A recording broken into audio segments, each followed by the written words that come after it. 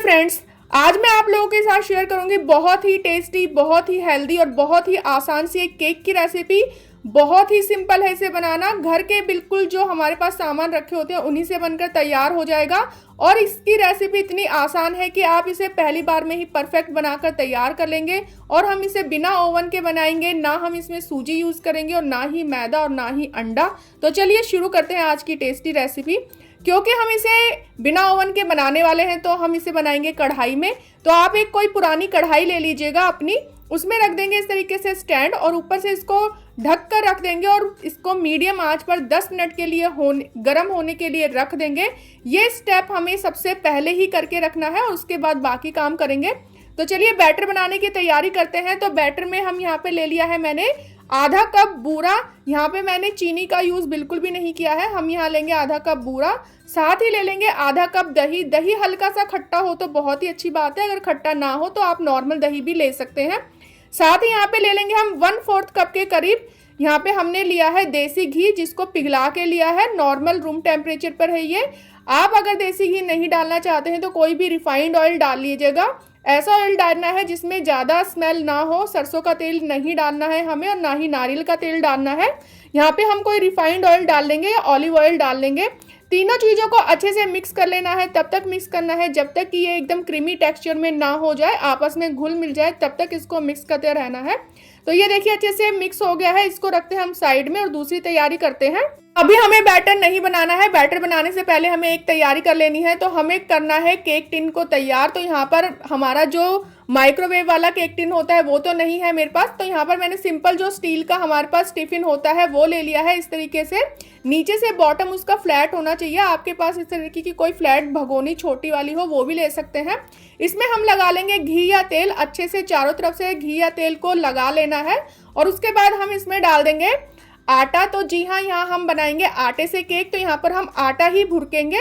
आप मैदा भी ले सकते हैं। मैदा या आटा लेकर इसको चारों तरफ से ग्रीस किए हुए टिफिन के ऊपर भुरक दीजिएगा। अगर आप ये नहीं करना चाहते हैं तो आप ये भी कर सकते हैं, पहले इस पर तेल लगा लीजिएगा और बटर पेपर लगाकर फिर से तेल लगाकर इसको तैयार कर सकते हैं। पर मैं बिल्कुल आसान तरीके से बता रही हूँ, तो मैंने जो घर में हमारे पास सामान अवेलेबल होता है उसी से ही बताया है।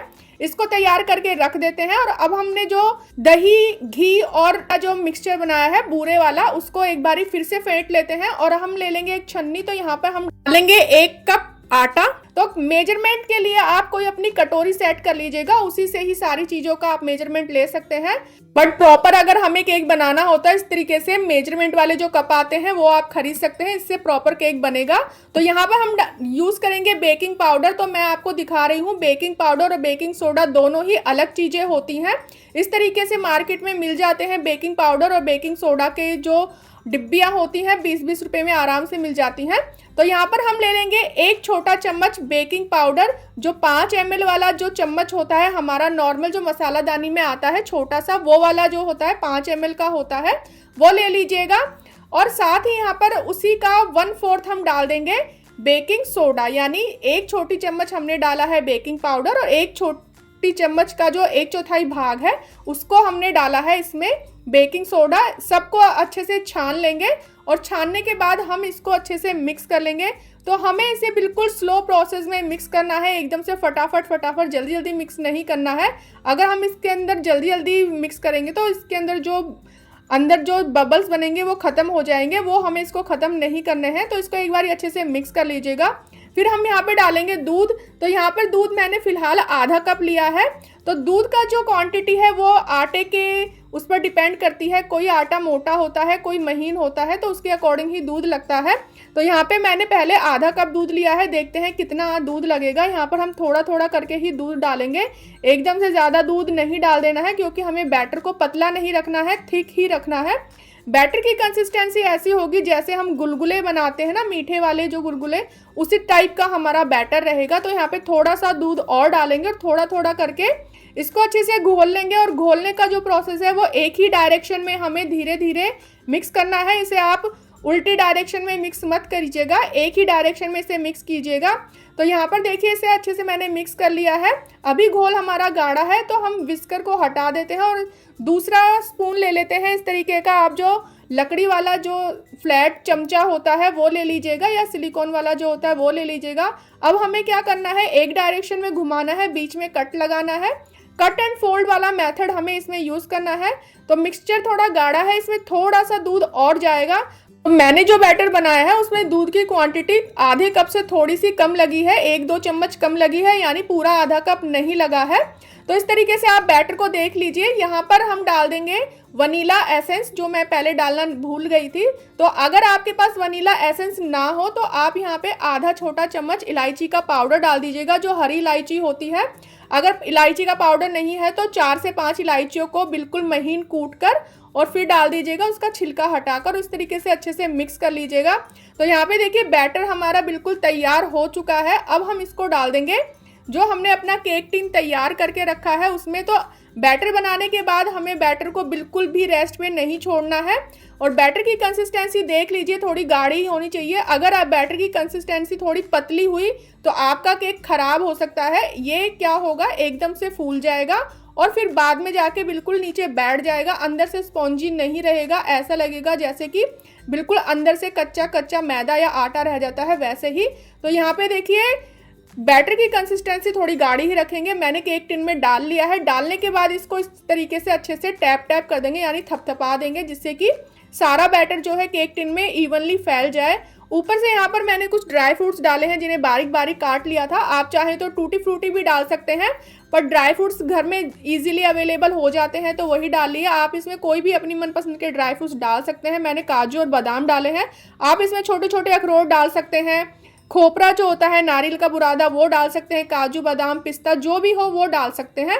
तो यहाँ पे इसका ढक्कन हटा लेते हैं हम कढ़ाई का, और ऊपर से इसको कपड़े से पकड़कर उठाइएगा, क्योंकि ढक्कन जो है गर्म है, क्योंकि हमने प्री हीट होने के लिए रखा था। अब हम इसको ढक देंगे, केक टिन को कढ़ाई में रख देंगे, ऊपर से ढक देंगे। और ढकना हमें इस तरीके से कि इसमें हवा बिल्कुल भी नहीं जानी चाहिए। अगर हवा जाएगी तो इसके अंदर स्टीम बनेगी और वो स्टीम केक के ऊपर टपकती रहेगी और ऊपर से केक गीला हो जाएगा। और इसको हमें 50 मिनट के लिए धीमी आंच पर बेक कर लेना है। बिल्कुल भी आपको बीच में चेक नहीं करना है। 50 मिनट तो इतना जो हमने सामान यूज़ किया है उसमें 50 मिनट लगते ही लगते हैं कढ़ाई में। तो देखिए 50 मिनट बाद मैंने इसको चेक किया है। एक नाइफ डालकर चेक कीजिएगा, बिल्कुल क्लीन नाइफ निकला है। इस तरीके से क्लीन निकले तो हमारा जो केक है बिल्कुल बनकर रेडी है। इसको निकाल लेते हैं। इस तरीके से एक स्टैंड पे आप इसको रख दीजिएगा और इसको हम ठंडा होने के लिए रखेंगे। तो ठंडा जो हमें करना है तो इसको ऊपर से कवर कर देना है, ताकि ऊपर से सूखे नहीं हवा लग के। और इसको 15 से 20 मिनट के लिए ठंडा होने के लिए रख देंगे। फिर हम इसको डीमोल्ड करेंगे। 15 से 20 मिनट हो चुके हैं, इसको देख लेते हैं। हल्का ठंडा भी हो चुका है। तो किनारों से चाकू से इसको हम रिलीज करेंगे, किनारे इसकी हटा लेंगे चाकू को चारों तरफ घुमाकर। और फिर इसको हम एक प्लेट में रखेंगे और प्लेट को रखकर उल्टा कर लेंगे और ऊपर से थपथपा कर आराम से इसको निकाल लेंगे। बिल्कुल इजीली निकल जाता है फ्रेंड्स, कोई प्रॉब्लम नहीं होती है। इस तरीके से आप ये केक की रेसिपी ट्राई कीजिएगा, बहुत ही अच्छा केक बनकर तैयार होगा। देखिए कितना अच्छा हमारा केक बेक होकर तैयार हुआ है, बहुत ही ज़्यादा स्पॉन्जी है और बहुत ही टेस्टी है। आप केक की रेसिपी को एक बार ज़रूर ट्राई कीजिएगा। पसंद आए तो लाइक और शेयर कर दीजिएगा। चैनल को अभी तक सब्सक्राइब नहीं किया है तो सब्सक्राइब कर लीजिएगा। सब्सक्राइब करने के साथ ही बेल आइकन को भी ज़रूर प्रेस कीजिएगा, जिससे कि आने वाली रेसिपीज़ की नोटिफिकेशन आपको मिलती रहे। और इस केक को आप ठंडा करके ही काटिएगा। अगर आप इसे गरम गरम काटेंगे तो क्या होगा कि ये टूट जाएगा गरम गरम, इसलिए आप इसे थोड़ा सा ठंडा करके ही काटेगा। देखिए बिल्कुल स्पॉन्जी बना है, मैंने बिल्कुल गरम गरम ही काट के दिखा दिया है, इसलिए हल्का सा ये टूट भी गया है। इसको थोड़ा सा आधे घंटे के लिए आप ठंडा करके काटिएगा तो बिल्कुल भी नहीं टूटेगा।